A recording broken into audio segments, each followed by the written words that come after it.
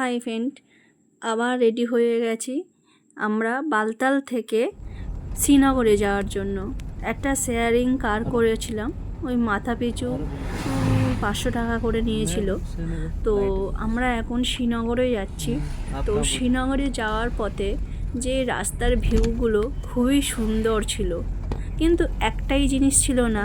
আমরা যখন বালতাল থেকে শ্রীনগরে যাচ্ছিলাম তখন কিন্তু কোনো বরফ ছিল না, কারণ এই সময় তোমার বালতাল থেকে যখন শ্রীনগরের ওই রাস্তাটা প্রচণ্ড গরম, কিন্তু প্রচুর আপেল বাগান দেখেছি, আর আপেলও হয়েছে।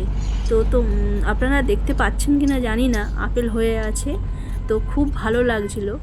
তো যখনই আপেল বাগান দেখলাম তখন মনে হচ্ছিল গাড়িটা দাঁড় করে আপেল পারি। তো কিছু সবুজ আপেল, লাল আপেল এইসব দেখা যাচ্ছিল। তো অ্যাট লাস্ট আমরা শ্রীনগরে এসে পৌঁছে গেছি। শ্রীনগরের এটা ডাল লেক। তো দেখো ডাল লেকটা কত সুন্দর, তবে প্রচণ্ড গরম। এখন শ্রীনগরে বা কাশ্মীরে বেড়াতে আসা মানে বেকার। তো এই হচ্ছে আমার অষ্টমতম ভিডিও। তো আজ ছিল 10ই জুলাই।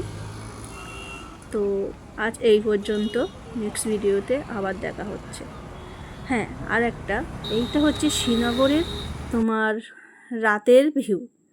এটা রাতের বেলা খুবই সুন্দর। তো টাটা, আজ এই পর্যন্ত।